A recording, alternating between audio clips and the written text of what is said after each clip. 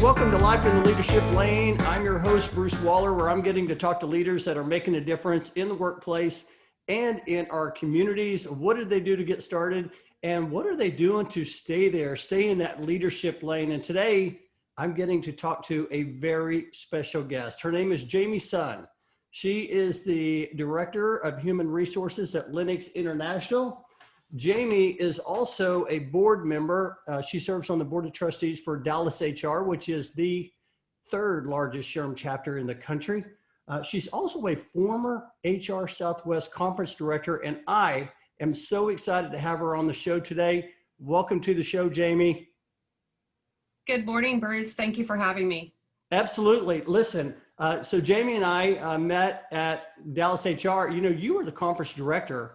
I was looking back in 2004, and that's actually when I started attending Dallas HR meetings. So I know I saw you back then, but I didn't know you at the time, but I've gotten a chance to know you over the years and certainly admired your leadership. So I definitely wanted to have you on this show today. And so just for the listeners and the viewers, I would love for you to just share just a brief overview of Lennox International and how you serve your customers.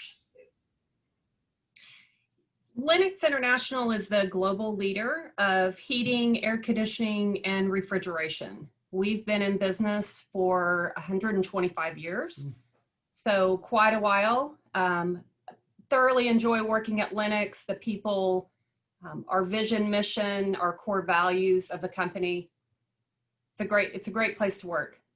Yeah, and I know in the summertime, air conditioning is pretty important. So serving your customers, I know that that's huge. As a matter of fact, I got a chance. You know, you're also a Dallas HR Executive of the Year finalist for 2020, and I got a chance to meet your team. And just you have an incredible team. I would love for you to just let's just start out with the Jamie Sun story. I would love for you to just share, you know, where did you grow up and share that path and what led you to HR? Bruce, I grew up in Southern Indiana, fairly small town. It was about 100,000 people that lived there, but it wasn't really surrounded by many towns, just a very, very small town. So in a way, it seemed like a fairly large town to me growing up, but now living in Dallas-Fort Worth, that's substantially much smaller than that. It's a fairly industrial, manufacturing, farming community there. I went to parochial school for 12 years, so Catholic education all the way through high school. In looking back, one thing that I wish the education provided a little bit more of was mentorship, and I'll talk about that a little bit today. It was definitely an excellent education. Wouldn't trade it for the world, and still thank my parents every day that went to a good school for 12 years. My father was in the construction industry. He was a pipe fitter, joined a local union. So very much union manufacturing environment in my family. My mother worked at a manufacturing environment as well before she went to work at a hospital in a medical records department. So most of my childhood, she was working in the hospital. Times were a little tough from time to time with my father's position, his job, laid off quite a few times. He decided when I was in high school that he went to a community college and got his associate's degree in computer science in order to change fields and just provide a better work family, environment for us. When I graduated from high school, he had also graduated at the same time with his associate's degree. And we have family in the Dallas area. And so we moved to Dallas. So that's how I got here. And I tell my parents I was coming here no matter what. I wanted to go to college here. I wanted to advance my education. And so that's how I ended up in Texas. That's fantastic. I got to tell you, I can relate to the small town feel. I grew up in a small town in rural Seminole, Oklahoma, and can definitely relate to that. And I would love for you to continue, but I was thinking about how, what that was like for your dad is getting his associate's degree and you're graduating, like just being that like role model, like being able to see that is so cool. That is so cool. Now, you can do a lot in life without a college degree. I heard quite often growing up that if you really wanted to make a difference, you probably needed that college degree. And so I was really focused on doing that. I think I'm the first of 22 grandkids that graduated from college. And so I enjoyed having that push as I was younger, and the value of education. Yeah, sure, sure. As a matter of fact, my father is an entrepreneur, so he owns a bowling center. And I remember going, when I was growing up, him sharing with me, listen, if you want to be, a teacher, you want to be a doctor, you want to be a lawyer, definitely go to school, but you don't have to have a college degree to really make impact in the workforce. But I had my mindset on going to college, and I'll tell you, and I'm excited that you shared, we're going to get to talk about mentors. Because my older brother, Mark, graduated from the University of Oklahoma, and that like set the tone or the example of for all, there's 7 of us kids that we were all going to follow in those footsteps. So I don't know if I've actually shared that with him, but the importance of, he kind of set the tone for all of us, like, hey, we need to get our degree. No matter what we do, we need to go get that. So that's cool. What about HR? Did you actually major in HR to get into HR, or how did that happen? I think, like most of us know, I did not major in HR. I wanted to work with kids with disabilities. Mm-hmm. And so my degree is in rehabilitation studies. One of my internships, my final internship, my senior year of college, was at United Cerebral Palsy. They actually hired me on as a full-time employee before I graduated. I had no coursework left to complete. It was simply the internship. So I completed that full-time, then was hired on 2 months before graduating. There, I managed a state-funded program to keep children and adults in their homes and out of institutions. So we provided them with physical therapy, occupational therapy, speech therapy, wheelchairs, walkers, so on and so forth, a number of different ways to assist them. And it was truly rewarding, but I found out that I worked more with the parents than with the children. And that goes back to mentorship. I think if I had better mentors in high school and growing up in my childhood, I would have I guess a more defined path to what I wanted to do when I essentially grew up. At that time, 3 years and working at the agency, they had expanded several programs. Agency was growing, and they needed to establish an HR assistant, HR manager. I applied for the role, was given the role, and so that's how I started my HR career. I stayed there 2 additional years, and at that point, there wasn't anything further that I felt like I could improve or grow and develop. And I am constantly looking at ways to grow and develop and expand. And so I was a little bored in the role, and it was time to move on. From there, I went to a staffing firm, about 600 individuals. I was not a recruiter. I was the HR manager with my boss. And after about 2 years, I left to go to Affiliated Computer Services, much larger company. We grew from 38,000 to 100,000 employees in the time that I was there, in just over 10 years. We grew through acquisition. And so that was during the time of acquiring IT companies, offshoring IT employees. And so that's how we grew. We grew through acquisition. There, I would say, is where I gained the bulk of, the initial HR experience. I was very compliance driven. I managed several different programs. I was also the chief of staff to our chief people officer. So that allowed me to gain executive exposure. We worked on projects for the CEO, for the board, for the executive leadership team, as well as all of the employees throughout the organization. Super fast paced, super energetic. What we typically accomplish in a couple months, most companies accomplish in a year. So very, very fast paced. This was life before marriage and children, and I could work evenings, I could work weekends. I loved it. We traveled a lot. She and I traveled a lot. She was also probably the best mentor that I've ever had along my journey. I have quite a few additional mentors now that I can really lean on and ask for support and partner with. But she was the first and most impactful mentor that I'd ever had. Extremely tough, however, very, very rewarding. So we traveled a lot together, and that was really a rewarding experience, even as busy as I was. For me, it was time to settle down. I was newly married. Children were in the future.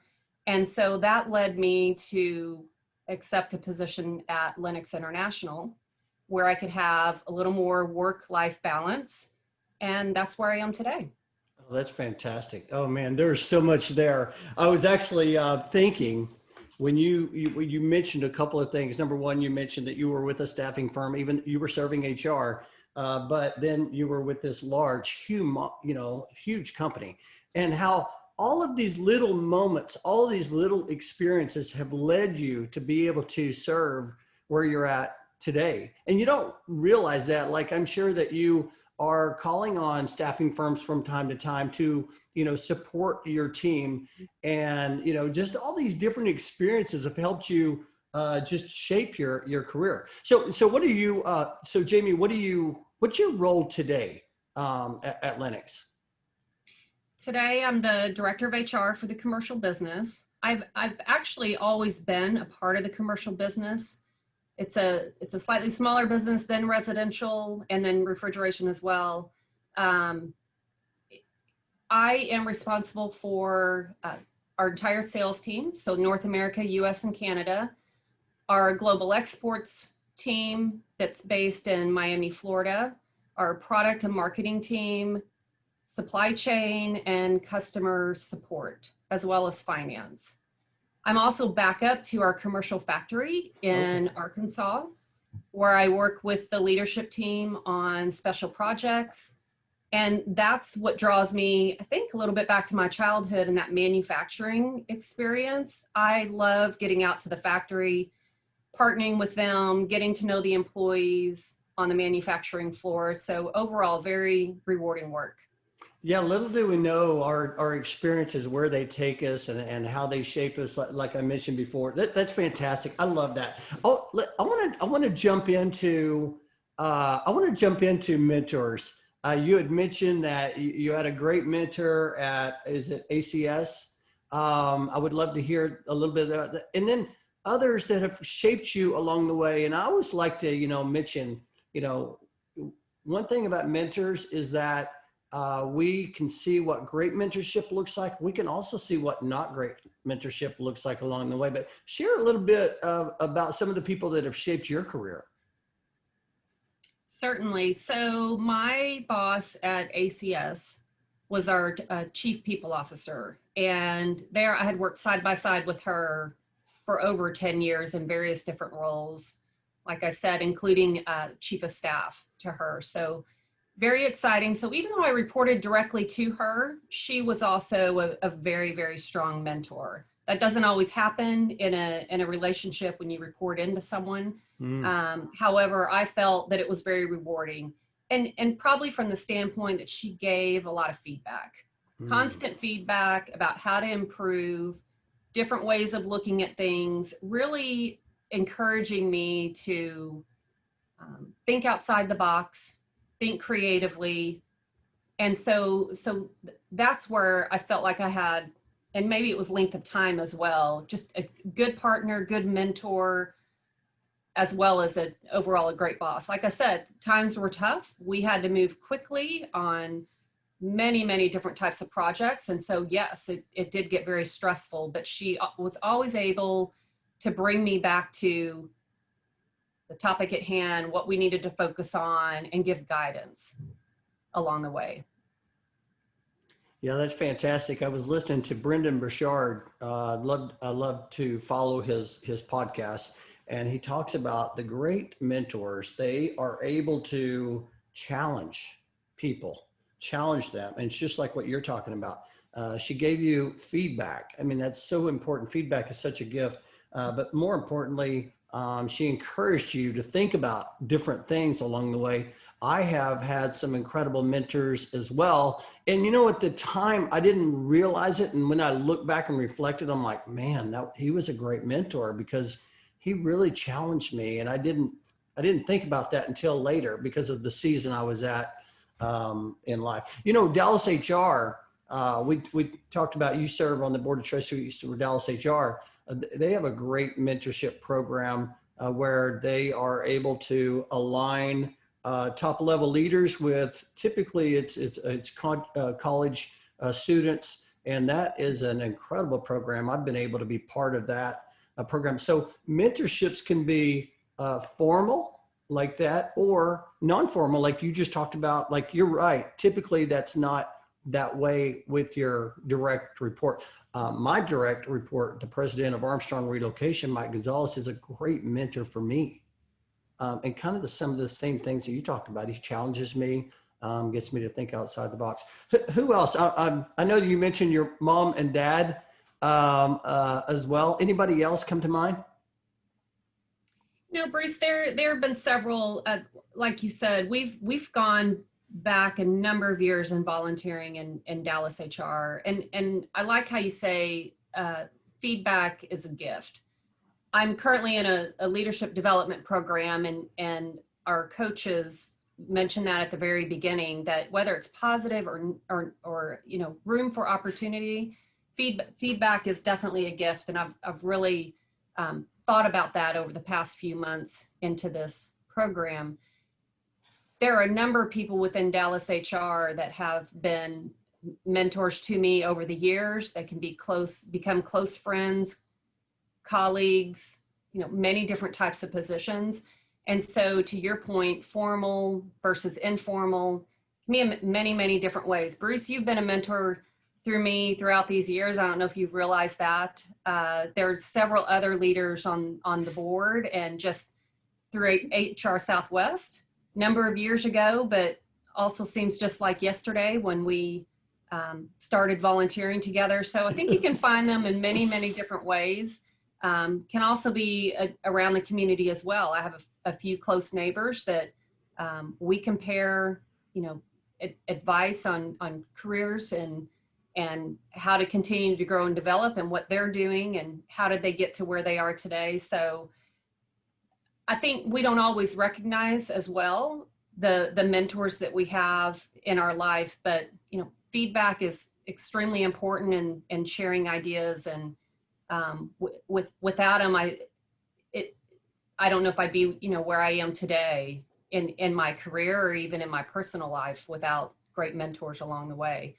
That is one thing that I'm encouraging of my children is starting to partner them with mentors in their life because of the value of the importance of it. They're 9 and 11 years old, but I think you can start as young as you can, right? For providing mentors. You can. I remember when I was in the 5th grade and I moved from Edmond, Oklahoma to Seminole, Oklahoma. And I had all my friends in Edmond, and I came to Seminole. It's a new school. And I remember the teacher, Mrs. Lyons, she had a buddy system. And so my buddy was Rodney. So Rodney was my mentor, and he helped me meet people. And so that's right on. I mean, even our children. So yeah, I thank you for your kind words. I think that I always like to share that we don't really know who's watching us. And I'm going to share just a real quick story. I'm not going to share the name, but I had a podcast guest come on, and we had a great conversation just like we're having now. And somebody was interviewing with her a few weeks later, and she had asked a question, and the candidate said, well, this is the reason I remember hearing you say this on the podcast, and it inspired me. And I was like, that is terrific. I mean, you don't know who's even listening to our podcast or our conversation. You just don't know. And so if you can just keep on being the model of great leadership, then you're going to make a difference, and you may not even know it. So that's fantastic. I appreciate you sharing that. So let's talk leadership, and in particular, I would love to. One of the things, reason why I also wanted to get you on the show today was we were talking about, in HR many years, many companies had talked about wanting to have remote work around, and now here we are, where COVID arrives back in March of 2020, and here we are in October recording this podcast, and it seems like many companies have figured out how to have remote work. And I'm just wondering, before we get into that, I'm just wondering, for you, have you had to shift the way you've led in 2020 with COVID, and now everybody's kind of working from home, some are back in the office? I mean, it seems like there's a mix. I would love to know a couple of things. Number one, how has your leadership changed, if any? And number two, did you have remote work before, and are you dealing with that today? Excellent question. I think it's on our minds every day, right? Who would have thought that we would be working this way, prior to March of this year? Has my leadership style changed in the way I manage others? From the aspect of that person-to-person contact, I think that's what everyone misses the most. Is we're people creatures. We love the human interaction, and right now we're very absent of that. I remember in the very beginning, we didn't use Microsoft Teams. It was in the process of being launched. It was thankfully launched before COVID hit, just before COVID, and we had the technology available. But it was, and still is, super exciting in the beginning to see your peers when you're not in person with them. Teams calls, group calls, after work events through Teams, and then even with family and friends, I've been able to use it as well. Overall, my leadership style, I don't believe, has changed. It's that human element of not being there in person, being able to lay out, paperwork, and to walk through different types of projects with peers. That's obviously different. We're now sharing a document or two on screen. So I don't think my leadership style has necessarily changed as much as it's the human presence. It's being in a conference room. We don't have the ability to stand up per se in front of a group of individuals. I do miss that. But I think what we have done more of is there have been more meetings because we want to connect and talk about things face-to-face virtually. And so from that aspect, yes, probably have more meetings on the calendar. I am, talking to coworkers a little more often. So from that aspect, it feels like the day is a bit busier. Yeah, it seems like also it's being more intentional. Like, for example, I might be walking out of my office and all of a sudden I see someone and I just walk over there and just start talking to them, right? What you're talking about, the human interaction. But now from where I sit today, and I'm a little bit different role. I'm in the sales and marketing role, so I've been working from home for a long time. But when I am in the office, if I want to talk to someone today, now I have to be more intentional. Hey, I have to put that on my calendar. I need to reach out to Kathy, and I need to do that at 2:30 or whatever the case may be. And it just seems like Today, I'm like you. My approach really hasn't changed. However, what has changed for me is that connectivity, being really purposeful and making sure that's on my calendar. And now all of a sudden, it feels like my calendar is more full than ever. I would completely agree with that. Yes. And our days are a little bit longer. You and I talked about there is no transition time anymore. We used to drive into work, put our thoughts in order, think of what we have to do throughout the day, what we want to accomplish, what may be able to be pushed to tomorrow, listen to a few things on the radio, or maybe it's a podcast. And it's essentially our alone time as well. Today, we get ready and we're for the day and we're in front of our laptops for 8-10 hours a day. And then I have had to learn to force myself to take breaks.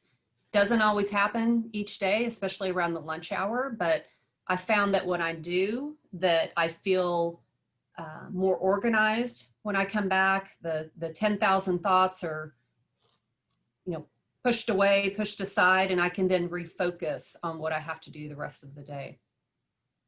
Yeah, that transition time, that I've talked a lot about that on my shows, and that really it's been very challenging for me. I mean, we talk about, I go from here, I go to my office, I listen to that podcast, or I listen to that Audible, then I go to the Dallas HR office, then I go visit a client, and then so all these little transitions, I'm not doing that now. And so even when I run in the morning, I'm really wanting to listen to music, or I might listen to a podcast, but I'm having to be, once again, putting it on my calendar, being more intentional about that as well. Do you think, I'm curious, I mean, eventually we're going to get through COVID. Do you think that remote work, do you think that's here to stay? I think to some degree, definitely. I know at Lennox, we are very much face-to-face, in person. That's how we worked and operated. It was very rare. I mean, when you had work done at your home, it was rare to just not be in the office for the day unless you're on vacation or ill.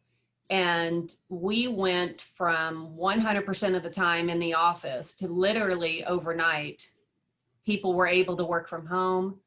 People had asked to work from home, have a flexible work schedule for quite a while. And you know how long we spent trying to figure that out and how to make that work. And this year we had no choice at all. And it's amazing now how much time we're spending to figure out how to get people back into the office once it's safe to be able to do that. So it's definitely a very interesting time. I know our employees are asking for a balance, and there are things that I think every one of us have learned in working from home and being able to make that work, and also being able to balance family a little bit better because we don't have that transition time. We can now devote a little more time to maybe getting our kids ready early in the day, or being able to start dinner and then now have time to go out for an evening walk the dogs. And so there's more time that we're able to do to be able to devote to home now. And so I think people will really miss that if we did come back into the office 5 days a week. I know for some roles it's very important to do, that we are looking for how do we provide that balance to our employees.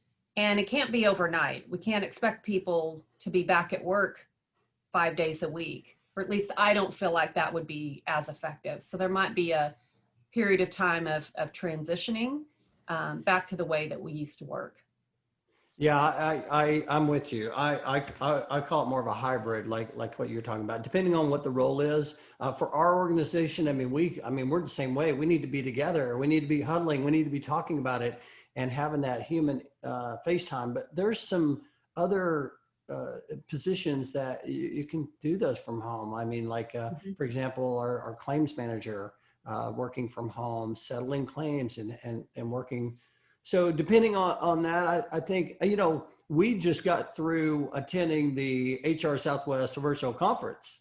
Yes. And the 79th conference, and the first time they've had a virtual event. And although it was a great experience, the one thing that was missing was that human interaction, like just seeing, like being less than 6 feet away, just seeing that person smile and letting them, just having that conversation.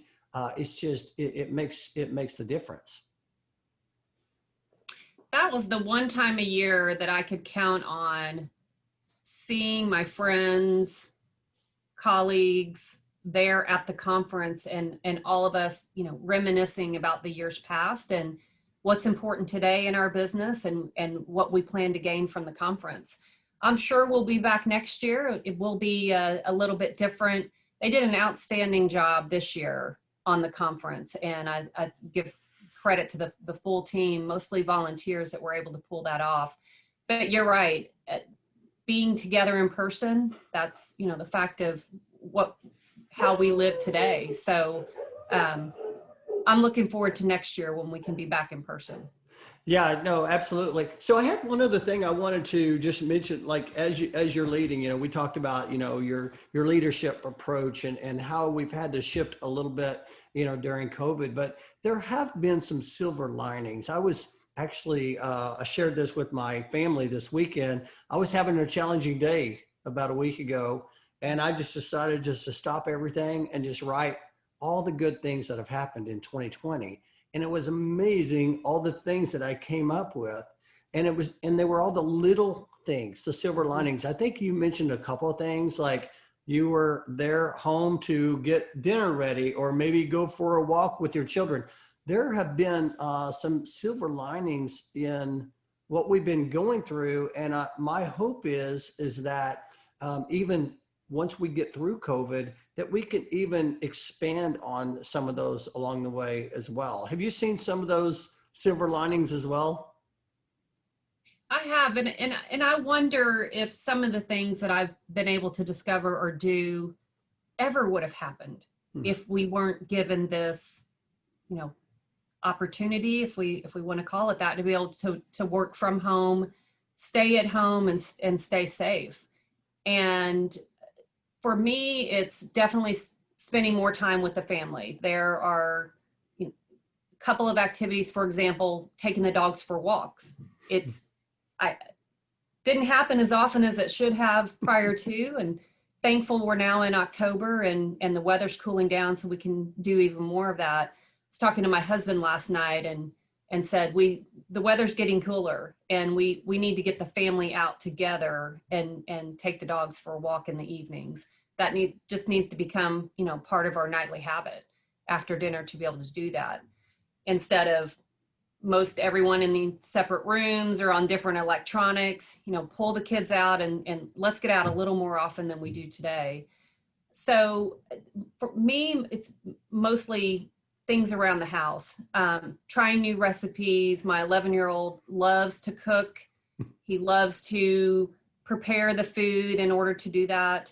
And so that's been enjoyable when it's usually been a rush after work to get dinner going, and a healthy dinner, for the family. So we've been able to spend a little more time doing that.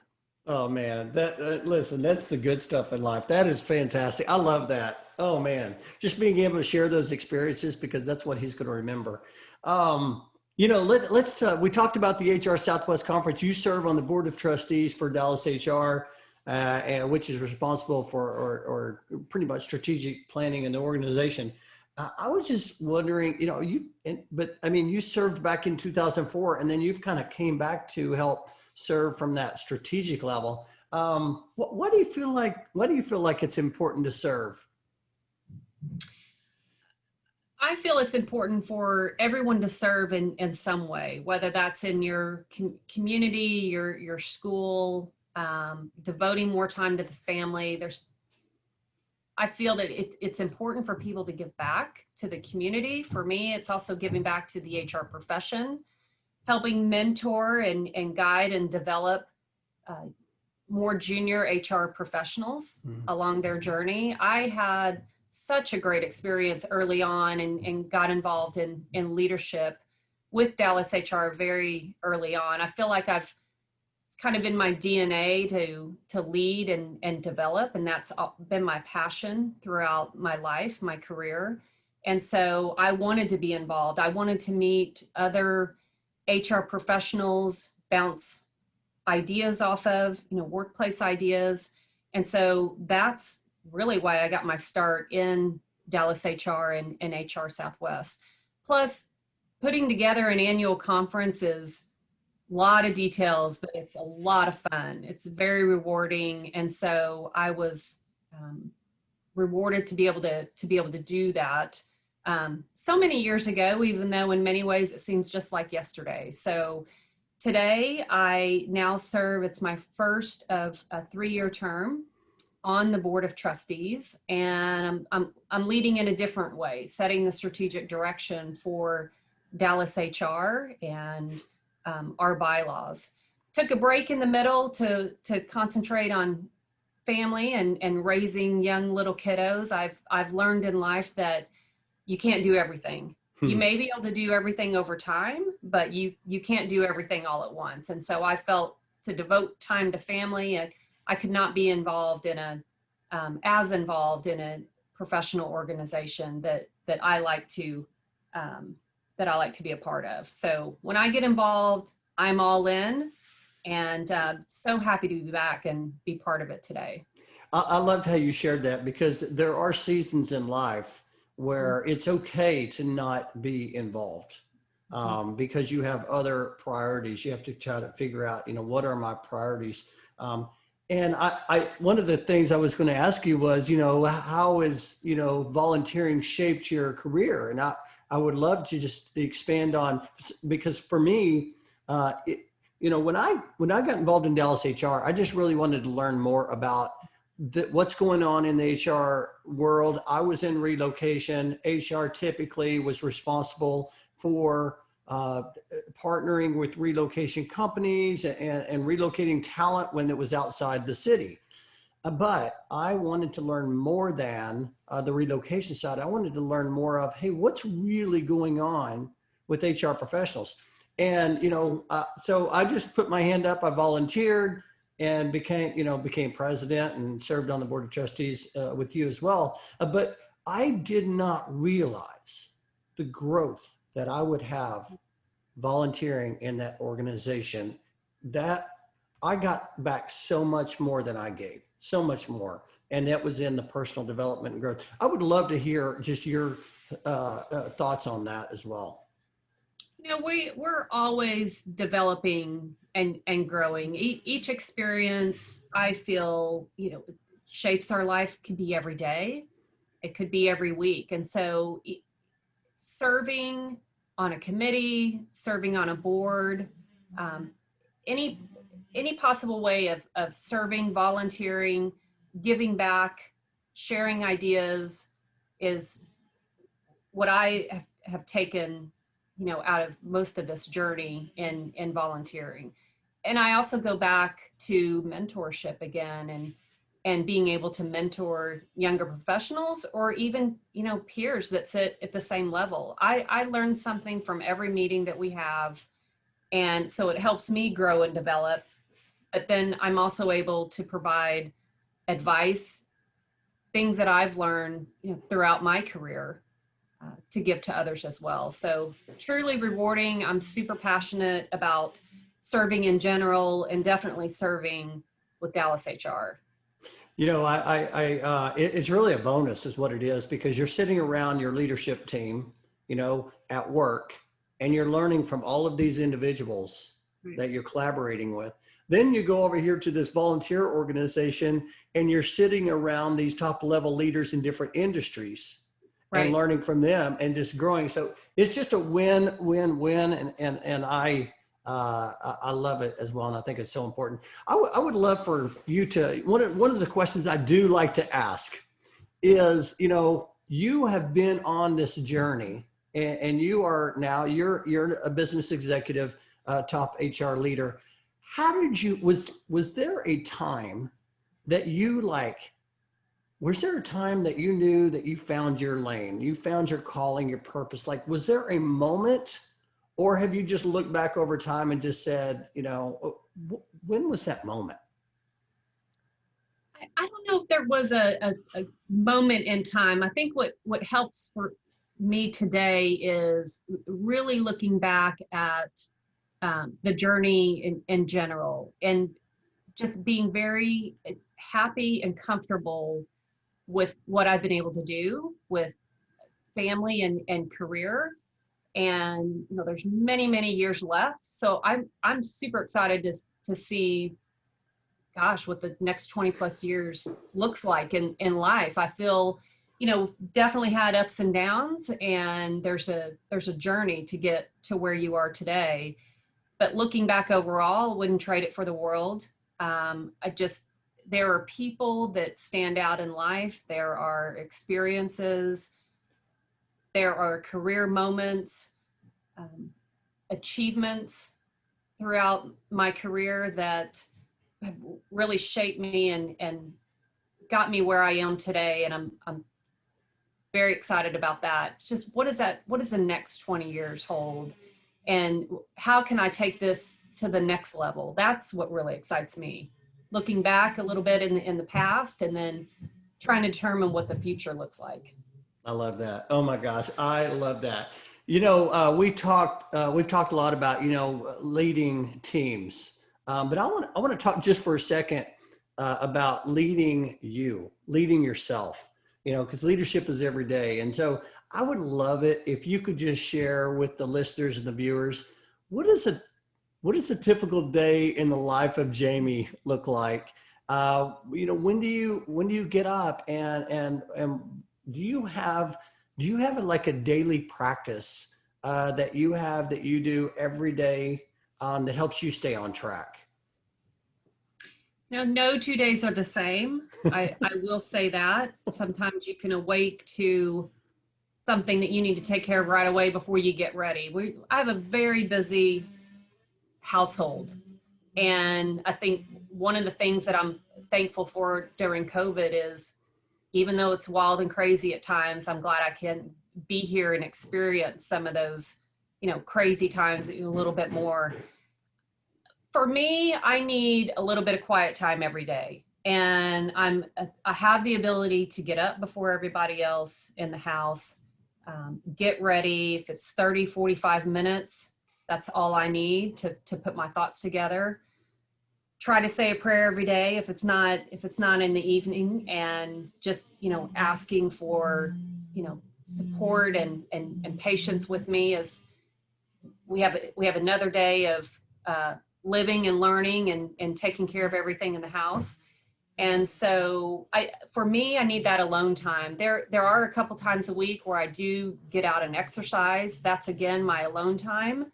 But other than that, it's filled with family or work colleagues or whatever the day brings me. Today's day in the life of Jamie is very different than 7 months ago when we went into the office every single day. And so that's different. I like both sides. I like working from home. I didn't think I'd ever like to work from home full time, but I've gotten used to it. So today it's typically a full day of meetings, number of different projects that I'm working on at work.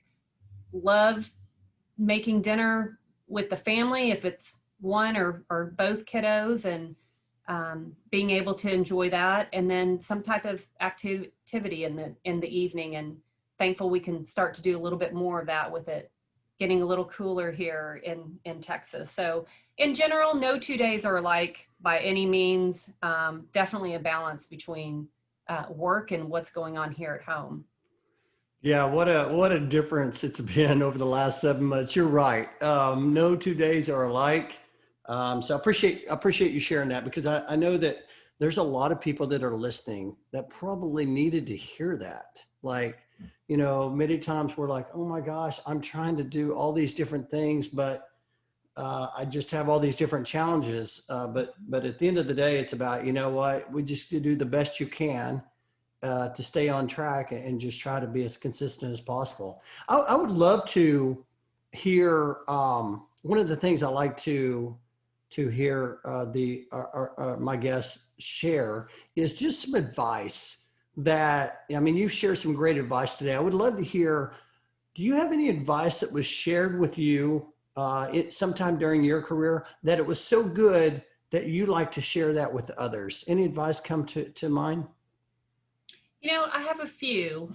One is simply just to say thank you. Mm. We're all given compliments on projects, and I think in my younger days, I would give an excuse or how I came to that versus just simply saying thank you. So I've definitely learned to do that. Second, and this goes to families and working parents. Someone told me many years ago when my kiddos were younger that when you drop them off at daycare or drop them off at school, don't be rushed. They'll sense that in you. Stay calm. Make sure that they're settled, in their school environment or daycare. And then if you have a full plate of meetings and projects to do for the day, then mentally dive in and think about those when you're back in the car. You want your kiddos to feel safe and comfort in their full day of learning. And so don't make that environment stressful when you drop them off. So I've really thought about that even today. I have a fourth grader and sixth grader, and I just try to stay calm and what the day holds and get them out the door and on their way. The third was actually a tip of one of our keynote speakers at HR Southwest. I was starting to look for other employment from Affiliated Computer Services to Lennox today. And one of the keynotes, I had her sign the book, and I was asking about different individuals she may know in the Dallas area that I was looking for my next opportunity. And I must have seemed a little shy and maybe a little meek, and said, you know what, you just need to be outgoing. You need to be a little more persistent. And if done professionally, you have nothing to lose. And so I have taken that advice throughout the interview process nearly 7 years ago at Lennox when I was hired on. And so for most all activities, definitely when I'm in front of other individuals presenting, I just try to be more outgoing. You have nothing to lose. I love that. That is great, great, great advice. Okay, so the first one, just thank you. It sounds so simple, but you're right. People don't say that enough. So say thank you. Being in the moment, being present.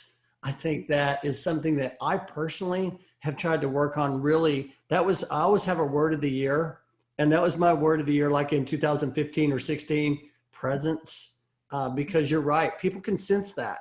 I really sense that a lot when I'm at a networking event and I ask a question and somebody starts looking at their phone or they're looking and they're not in that moment. I'm like, oh, I guess I'm just not, this isn't important for you. And hey, I get it. It's all good. But being outgoing and just being persistent, you're right. What have you got to lose? I love that. That's fantastic. I guarantee you there's going to be some people that are going to have enjoy the value of that.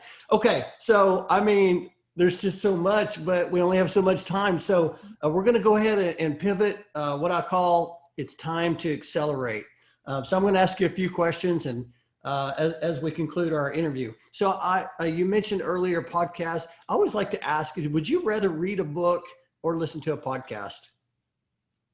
I'm busy. I'd rather listen to podcasts. And so that's something that I've learned to do over these past few months. There's so much out there, so many different types of podcasts, whether it's a book, a TED Talk, it really varies. So for me, a podcast.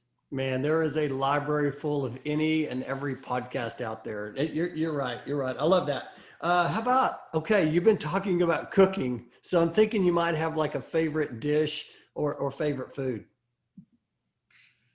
I don't have one per se. I just enjoy cooking. I really enjoy cooking. I will say that my husband and I were fortunate to travel to Italy a few years ago.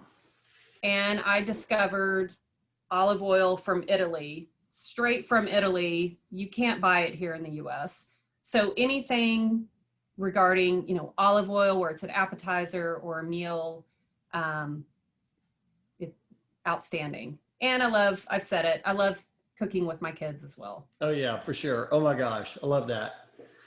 So I used to ask a question kind of around hobbies, but my friend Yvonne Freeman kind of put it a different way. And since then, I'm like, I like to ask, what energizes you? Hmm. What energizes me? A lot of different things. It could be a project at work. I love diving into, I love to work. And so things that help grow and develop other employees, other team Mhm. members, spending time on that. And then you see the growth and development over time. I'm very passionate about that.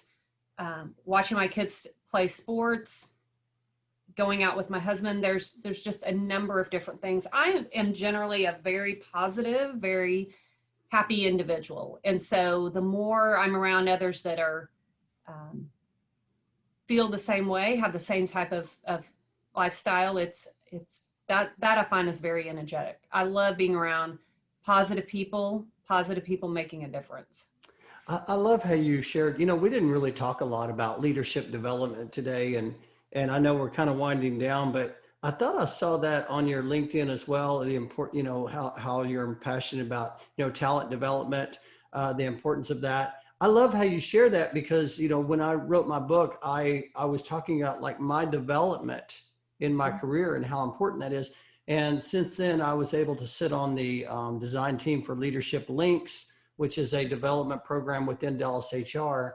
But I'm wondering, so development, that when you said that just now, it kind of like that energized me because anytime we talk about developing people, that energizes me because I know that from something I'm doing or something that I'm helping with is going to help them get better along the way as well. Are you part of that at your company now? Are you part of that development side? I am. That's one of my primary roles is workforce planning and development, developing our employees, high potentials, what's their next step, how do we prepare them and get them ready for the opportunity. So definitely, it's a passion of mine. I think will always be a passion in the work that I do within my career. Love that. Oh man, Dallas HR is even more lucky to have you now because I know that's a big part of that organization, continuing to develop leaders along the way. And then of course with Lennox, that's fantastic. Oh man, I think the next time me and you talk, we're probably going to talk about this even more. But thank you for sharing that. That's very important. I have one final question that I would love to get your insight on. I love to ask this question, the last question of all my interviews. And here's the question, Jamie. 10 years older Jamie is knocking at your door today. What's she telling you? You know, that's a great question. I would say, I think it also goes back to just being in the moment and embracing whatever life has for you. If that's, you know, periods of opportunity or, you know, very exciting times. Believe it or not, I'm not one that's on my phone that often. I probably look at social media a few minutes a day. I've tried to be even more in the moment with my children, with my team members at work, because you'll miss out if you don't. And it's impossible to do that 100% of the time, but just trying to be in the moment more, I think you learn more. You take more away from the different events that occur if you focus more on what's happening now and not necessarily a week from now, a month from now, but focus on the day. That's so good. Oh my gosh, that is so good. I will tell you that I find myself every once in a while having to snap out of I'm on my phone or I'm in, you know, and I'm sitting next to my wife, I'm talking to her, but yet I'm on my phone. I have to put that down and be in that moment. And what's interesting about that is every once in a while I'll notice her on her iPad. I'm talking to her. It's kind of the same way. And now all of a sudden I can see how that feels with this. So, man, this has been a great conversation. I've really Enjoyed our conversation. I really appreciate you coming on and just sharing like your perspective as a business leader serving the HR community, serving HR at Lennox. If someone wanted to connect with you or learn more about you, how is the best way they could connect? Best way is probably through LinkedIn. Message me. I'd love to talk to you, share ideas, expand my network. Love even it. more than today. Yes. Your network is your net worth. I love Right. it. Expand your network. Listen, I appreciate you. I appreciate you coming on. Most importantly, I appreciate your friendship. It means a lot. So thank you for being a guest today. And thank you, Bruce. I appreciate you and your friendship and mentorship as well. Thank you so much for having me today. This was a lot of fun. Absolutely. Okay. Talk to you later.